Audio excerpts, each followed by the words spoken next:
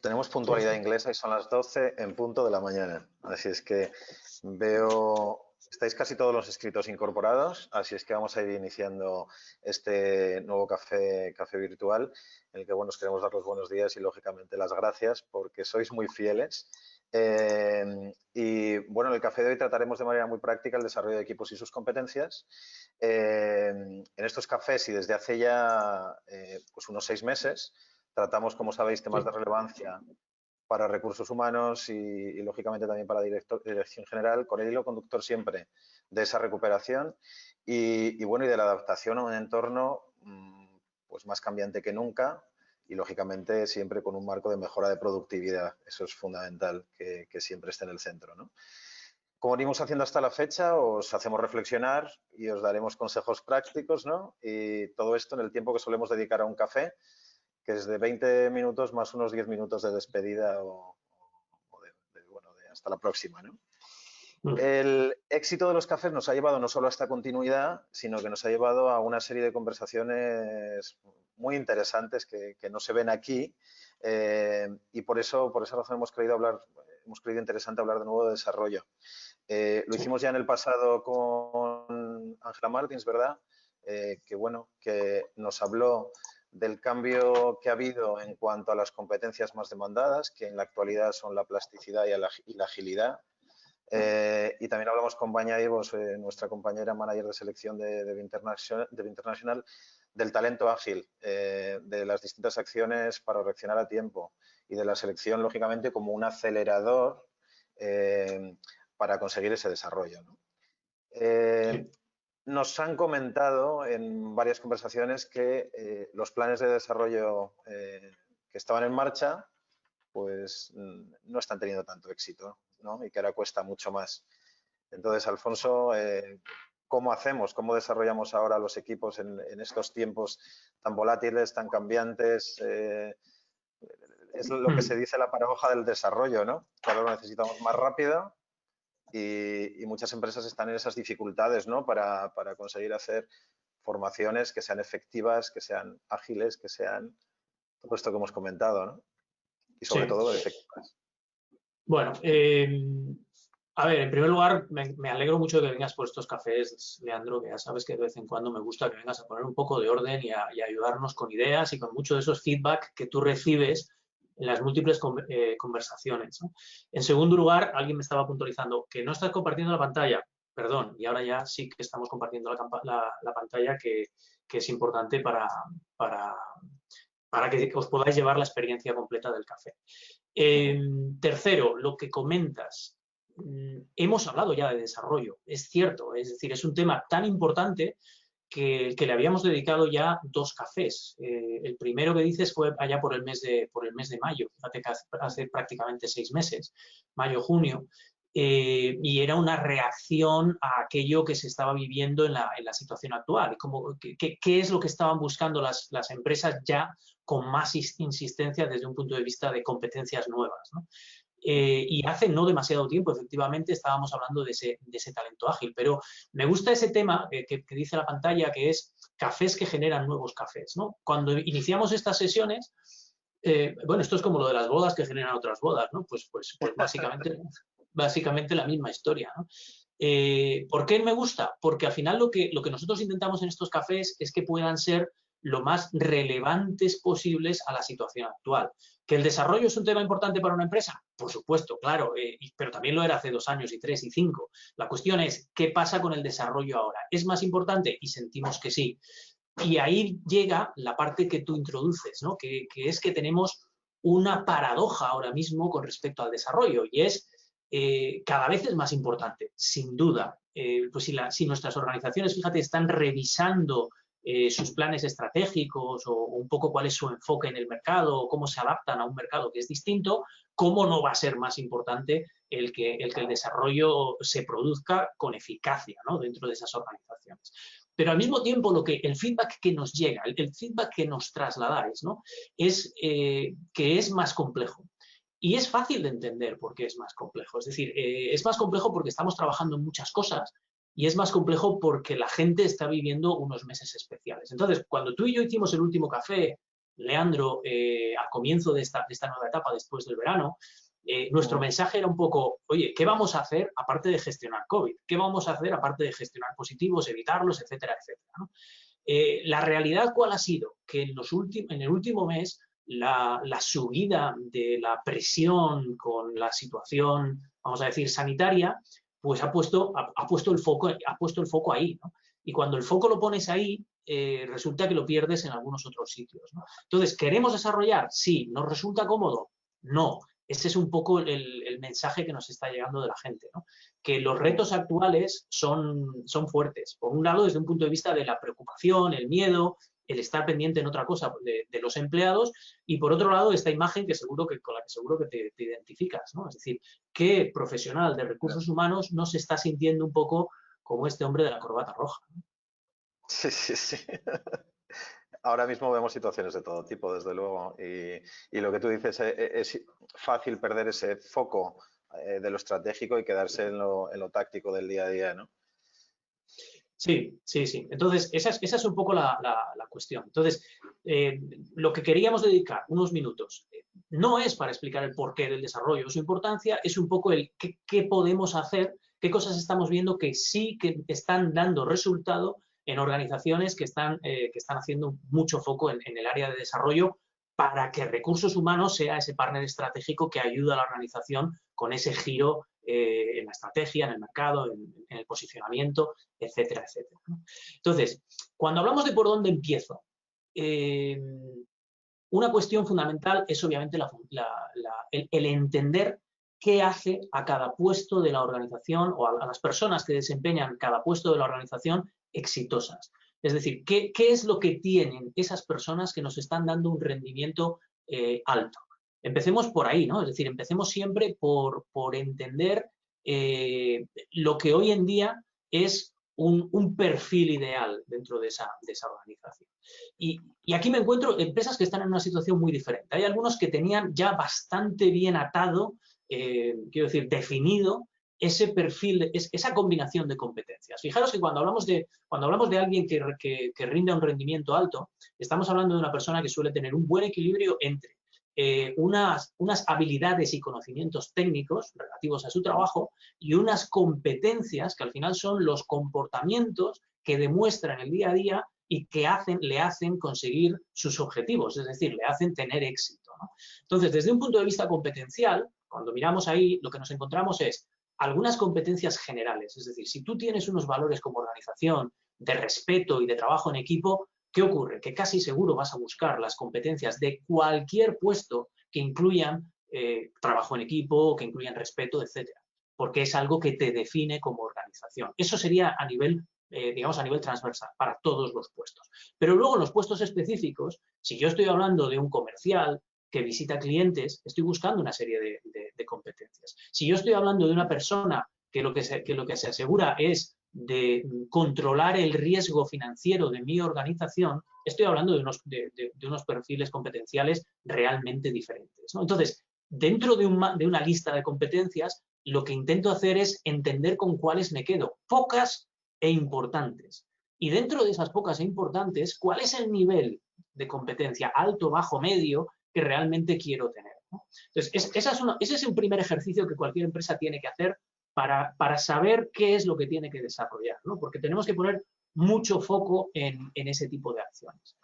Y a partir de ahí, ver un poco el impacto, es decir, qué está cambiando y sobre todo qué va a cambiar en ese puesto.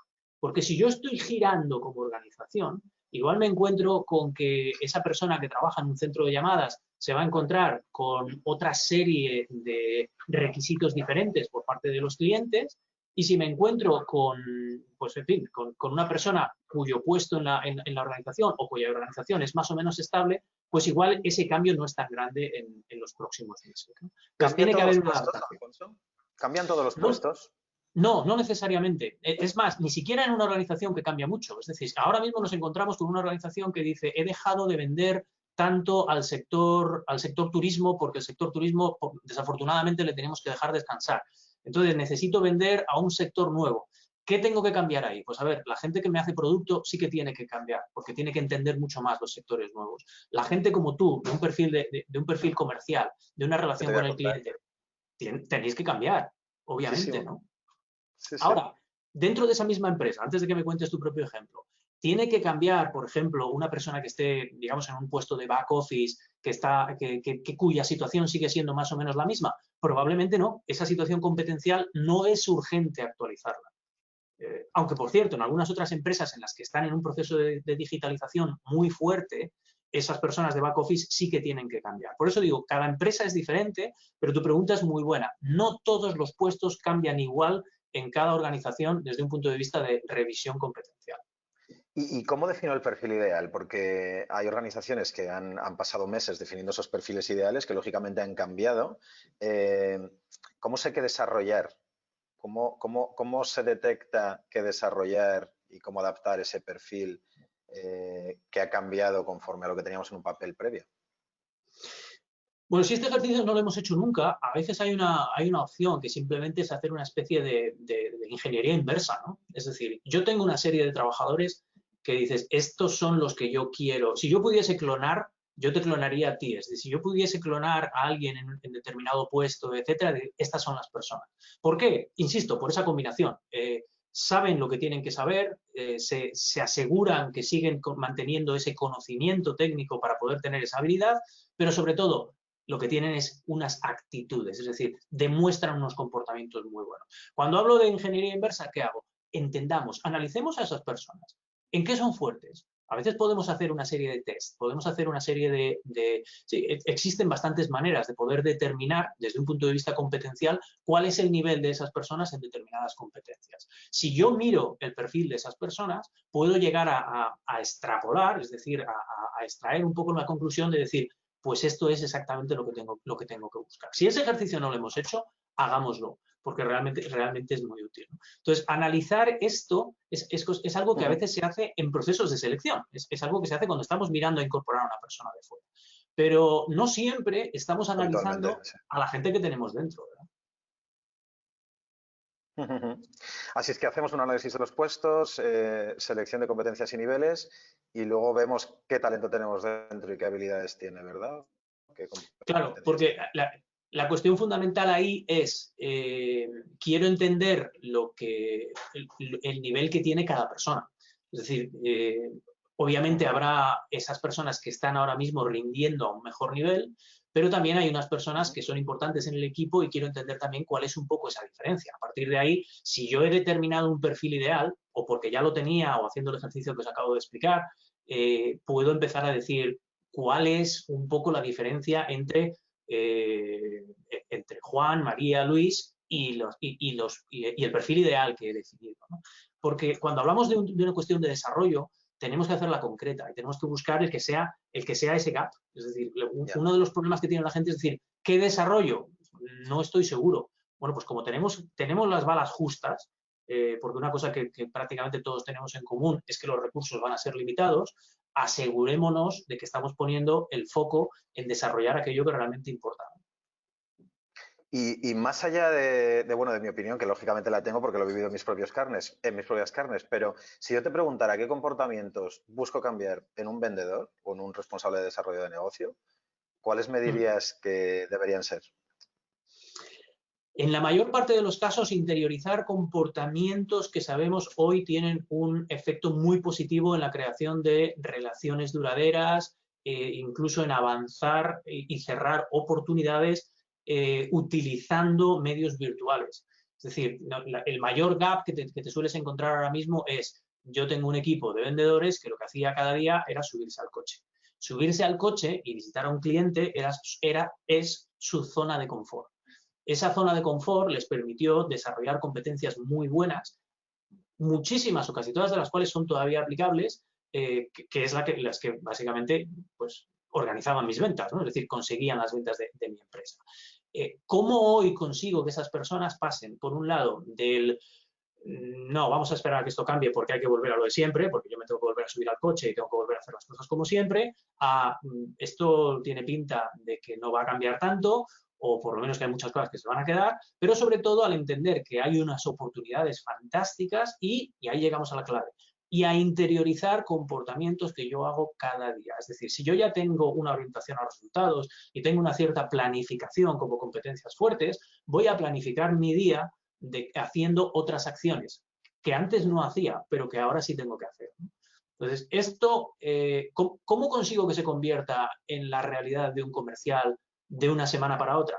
Pues ahí está el truco, ¿no? Es decir, si primero identificamos qué tenemos que cambiar, es decir, sabemos que hay mucha gente que puede estar, bueno, esto me podría darte una lección a mí, pero quiero decir que realmente que tenéis la habilidad para, aunque estéis a muchos kilómetros de distancia, hacer a la gente sentirse cerca, a base de pequeñas acciones, pequeños gestos, gestos virtuales, fíjate. Es decir, ¿cómo conseguimos que otros que no tienen esa habilidad sean capaces de ir interiorizando ese comportamiento? Al final vender es ayudar, ese es mi resumen. Entonces, si ayudas, al final acaba saliendo, pero sí hay muchos pequeños matices que no es tan fácil de interiorizar. Pero creo que una de los dinamizadores del cambio de los vendedores es precisamente el ego. El ego, un vendedor sin ego no es vendedor. Entonces, te ayuda, es como Nadal. Él no lo hace para darte a ti una satisfacción, es por él, es suya propia, ¿no? Y muchas veces es algo que intentamos detectar precisamente en los procesos de selección, el ego de los vendedores, ¿no? Sí, sí. Sí, a ver, ese ego, sí, digamos, cuando hablamos de orientación a resultados, la gente que demuestra una ambición por conseguir cosas, tiene una motivación personal para conseguirlo, está claro, y eso es importante. Atención, ese probablemente no es algo que haya cambiado de marzo a aquí. Es decir, eso ya existía y eso ya era necesario, ¿no? Pero sí, fíjate, hablábamos en el minuto -2 de este café, estábamos hablando de cómo estamos interiorizando muchos comportamientos digitales a la hora de gestionar pues, cafés como este o sesiones como esta, ¿no? Que esas personas sean capaces de, primero, entender que hay que seguir en contacto aunque no vaya a ver a alguien. Segundo, qué acciones se reciben como genuinas, como válidas, como personales, como incluso emocionantes por parte de sus interlocutores. Tercero, qué herramientas les permiten el poder programar, planificar, enviar, es decir, hacer que ocurran estas cosas. Todo eso llevaría a un plan concreto de desarrollo, ¿no? Y este es un tema muy importante porque cuando hablamos de un desarrollo eficaz, estamos aprovechando que tú estás en este café, estamos usando el ejemplo del vendedor, ¿no? de los comerciales. Pero hemos hablado que primero tenemos que entender, gracias a ese análisis del empleado, dónde está, en qué cosas es mejor y en qué cosas le falta un poco le falta demostrar esos comportamientos, ¿no? Tenemos que buscar digamos, ese plan para esa persona. Y aquí hay otra cosa que me suelen preguntar mucho en el área de recursos humanos, que es, ¿cómo consigo yo ahora que la gente vea como positiva una acción de desarrollo? Esta pregunta tiene matices, es decir, hay gente que lo ve como, uy, si me estás haciendo pasar un test, ¿qué estás mirándome, examinándome, me estás poniendo en tela de juicio, me tengo que mosquear, vamos a decirlo? Y no, es exactamente lo contrario. Lo que estamos intentando es crear algo que sea útil, que sea específico y que además sea concreto, porque ahora mismo no estamos en tiempos de hacer cosas muy amplias, muy extensas. Algo para ti y concreto. Y para darte algo a ti y concreto, obviamente necesitamos entender dónde estás. Fíjate de qué manera tan sencilla ya hemos resuelto pues esto me interesa, porque esto es útil, esto me va a hacer ser más exitoso y esto me va a hacer sentir que estoy creciendo, ¿no? Entonces, y en una situación quizá un poco más extrema, como estar en un ERTE, por ejemplo, ¿cómo consigues realmente motivarles a que lleven a cabo un proyecto de desarrollo personal, profesional? Bueno, tiene razón que es diferente dónde están cada uno, ¿no? Es decir, esa persona está en casa o está en un centro de trabajo, esa persona está en un ERTE temporal o está en un ERTE total, ¿no? Es decir, si una persona está en un ERTE temporal y está trabajando y demás, sabe que su situación laboral o que, en fin, el contexto de la empresa, fijaros la importancia de la palabra contexto, el contexto de la empresa es delicado. Esa persona se le puede comunicar fácilmente que esto que vamos a hacer, ese proyecto, es una manera de ayudar con esa adaptación. Estamos en un ERTE y vamos a salir de él. Estás en un ERTE y vas a salir de él y, por lo tanto, lo que estamos buscando es que cuando salgas de ese ERTE estés lo mejor preparado, exacto, para el mundo en el que estamos, ¿no? Es decir, para la realidad que te vas a encontrar. de nuevo, un giro importante con respecto a conseguir esa motivación y ese entendimiento, ¿no? Que el empleado esté deseando hacer ese tipo de ejercicio. Cuando hablamos de cuestiones de desarrollo competencial, Leandro, otra cosa importante. A ver, hay muchos tests, hay muchos libros, lo podemos buscar en Google, podemos hacer lo que sea, pero todo lo que sea dentro de mi contexto me resulta más atractivo. Es decir, si yo a ti te pongo ahora el curso de ventas remotas de no sé qué, bueno, pues sí, seguro que sacas determinado valor, pero te estoy exigiendo una inversión grande para una recompensa más pequeña. Cuanto más me acerco yo a tu contexto, que es qué tipo de relaciones quieres crear, qué tipo de valor quieres ofrecer, qué tipo de proyectos quieres cerrar y con quién estás trabajando, es decir, qué tipo de empresas, sectores, dónde están, en qué se encuentran, etcétera, más estoy acudiendo a tu contexto. Entonces, ¿por qué digo esto? Porque cuando estamos viendo empresas que desarrollan con éxito en estos tiempos, son empresas que crean planes con acciones muy cercanas, con ejemplos muy concretos y que además lo intentan hacer de manera sencilla. Mira, precisamente una pregunta que nos llega es, en el momento actual no queremos hacer formación presencial y la online tradicionalmente no la hacen. ¿Qué sugieres? Sí, pues es verdad. A ver, vamos a descomponerlo. ¿Por qué hay empresas que no quieren hacer formación presencial? Parece más o menos obvio, ¿no? Es decir, el otro día hablaba con organizadores de un curso que están a medio curso, que ya hay dos profesores que les han dado positivo, que cada vez tiene más... En fin, es complicado, ¿no? Es decir, ahora mismo las empresas están buscando llevar a gente, traer gente a la empresa, organizar ese tipo de cuestiones. Algo menos, obviamente algo menos, ¿no? Luego hay otro matiz, no es solamente, digamos, el organizacional basado en el COVID. Sacar a la gente 2 días a meterles en un aula o lo que sea, también es complicado en los tiempos que corren. Pero lo que dices es cierto. ¿Qué pasa con la formación online? Muchas formaciones online se dice que se abandonan y que no tienen ese seguimiento o ese impacto que podían tener. ¿Por qué? Pues fíjate, en muchos casos es porque no están lo suficientemente contextualizadas, porque no son lo suficientemente relevantes a la actividad de esa persona. En otros casos, pues porque son simplemente tediosas, porque son un poco aburridas. Vamos a mirarlo. Entonces, ¿qué es lo que realmente ayuda a cerrar ese gap en las competencias de lo que hablamos? Pues todo lo que tenga que ver con cuestiones muy concretas, muy sencillas, muy atractivas. ¿Qué crees que para ti o para cualquier comercial del que estamos hablando en este ejemplo sería interesante como ejercicio de formación que os resultase más atractivo y más fácil de, vamos a decir, consumir o llevar a cabo? Veo aquí la palabra retos, pues para mí algo ágil y que realmente pues me haga ponerme a prueba, ¿no? Yo he hecho muchas formaciones que, como dices, he dejado a medias. Pues vamos, no lo dices tú, te lo digo yo. Las he dejado a medias. A todos nos ha pasado. Sí, y es por eso, precisamente, porque es muy plano, no tengo que interactuar, respondo A, B o C, o no sé, no me siento muy identificado con ellas y yo de hecho las borré del mapa hace tiempo. Hace tiempo que no me formo, sino que me formo a mi estilo, me formo en lo que yo considero, documentándome y... ¿no? Bueno, yo no las borro del mapa en ese sentido, pero obviamente me requiere una disciplina y me requiere un esfuerzo mayor. Claro, en función del perfil de cada uno, consigues o no sacarlas adelante o hacerlas. Pero reconozco la complejidad y reconozco por qué a veces se caen, ¿no? Es decir, lo que estamos buscando en un perfil, vamos a decir, de un comercial o de un equipo comercial, van a ser cuestiones que puedan ser razonablemente rápidas, van a ser cuestiones que se puedan hacer prácticamente desde el móvil. Te iba a decir que se puedan hacer desde el coche, pero eso no, porque te quitan 6 puntos de carnet y además es una cosa muy peligrosa. Pero entiendes lo que te quiero decir, ¿no? Es decir, que se puedan hacer entre otras acciones que se hacen a lo largo del día. Todo eso es importante, ¿no? El que definamos ese tipo de cuestiones. Y has mencionado la palabra retos que aparece en la pantalla.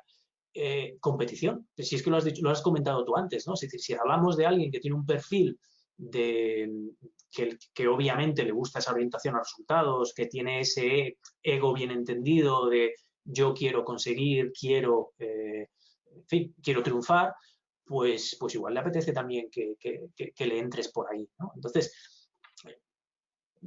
esa es un poco la cuestión que ahora mismo está haciendo más impacto, ¿no? en la gente.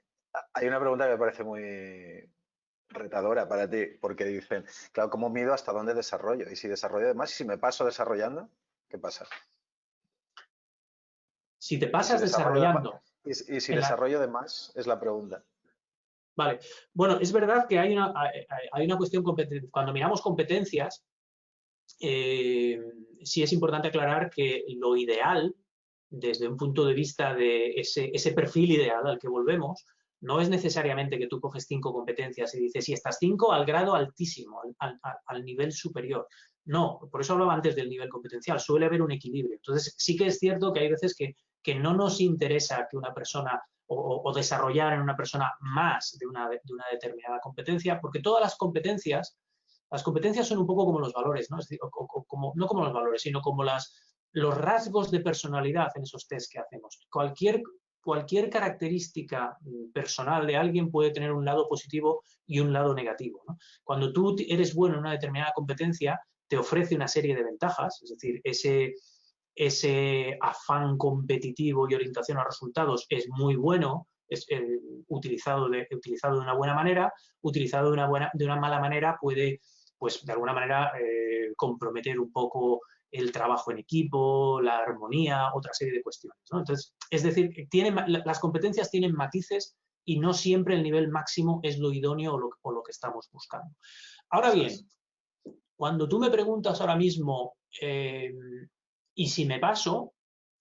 Lo primero que me viene a la cabeza es, prefiero pasarme que quedarme corto, ojo. Es decir, cuando yo estoy hablando de una situación de un gap, es decir, si hemos hecho el trabajo que estamos definiendo en este café, que es, hemos intentado entender qué es lo que hace a la gente, qué comportamientos hacen que la gente rinda bien, si luego hemos entendido dónde está la gente hoy en cada una de esas competencias y hemos encontrado un gap, yo trabajaría ese gap. Prefiero, en ese caso, prefiero pasarme que quedarme corto. Sí. Creo que ese es un mensaje importante que mandar a la gente, ¿no? Y más en un mundo cambiante como el de hoy. Es decir, si algunas de esas competencias tienen que ver con adaptabilidad, con trabajo en equipo, con comportamientos entre personas, etcétera, etcétera, si tú miras al mundo, puedes tener dudas de cómo será el puesto de trabajo dentro de 24 meses, pero seguramente no dudes que ese tipo de competencias van a ser más importantes en 24 meses de lo que son hoy. Con lo cual, si ya he ido avanzando en ese sentido, terreno ganado. Mejor pasarse que quedarse corto. Precisamente el otro día me comentaba Baña, que bueno, tú sabes y el resto, muchos también, pero otros no, es nuestra manager de selección y me comentaba precisamente que lo que más demandan los candidatos a día de hoy es la posibilidad de desarrollo dentro de las empresas, ¿no?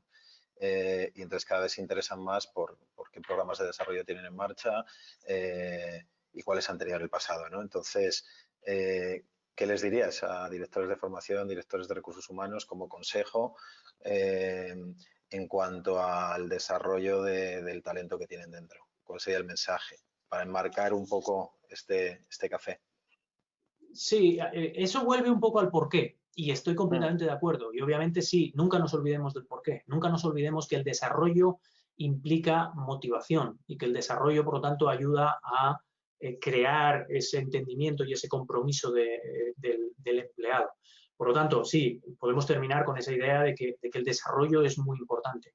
Pero lo que también les diría, porque obviamente es el mensaje de hoy, es que no todas las acciones de desarrollo son iguales, que no siempre las acciones de desarrollo tienen éxito y que, por lo tanto, si lo que queremos es tener un impacto en ese empleado porque es lo que él nos pide, lo que más va a agradecer es que hagamos unos esfuerzos mucho más enfocados y que sabemos que hoy tienen muchas más posibilidades de ser efectivos en el clima en el que estamos viviendo. Entonces, le daría las dos partes de la respuesta. Vale. Mira qué bonita nos ha quedado el resumen visual que incorporamos a estos cafés y con los que nos gusta cerrar, ¿no? En fin, esa combinación de nivel competencial que crean comportamientos de alto rendimiento en cada uno de los puestos y esos planes personalizados y sencillos de consumir que van a tener muchísima más eficacia, ¿no? Y nada, se nos ha olvidado comentar al principio que todo esto está en boostpeople.es, en la academia, en donde seguimos colgando todos esos cafés. Próximos cafés, Alfonso. Pues mira, el próximo café voy a volver a un tema que mencioné hace 2 semanas cuando estábamos hablando con Antonio Macías sobre el propósito. Y él decía, lo importante de un propósito es comunicarlo bien. Bueno, pues en el próximo café vamos a hablar de comunicación, de cómo comunica un líder. Es más, tiene mucho que ver con una cosa que decías justo al principio, que es cómo alimentamos también a esos profesionales de recursos humanos y de otras áreas. ¿Cómo alimentamos a los líderes del negocio para que tengan esa habilidad de comunicar con impacto? Los mensajes tienen que llegar para que sean efectivos. Bueno, pues de eso vamos a hablar. Ojo, en 3 semanas, no en 2. Hacemos un pequeño cambio, pero para respetar que sigamos con el jueves a las 12, que es un poco el santo y seña de estos cafés, el próximo café, en vez de ser en 2 semanas, que sería el día 26, lo vamos a pasar al 3 de diciembre, a las 12 y sobre comunicación. Pues nos vemos en 3 jueves, a las 12:30 de la mañana, y nos despedimos. Muchas gracias a todos por vuestra asistencia y hasta pronto.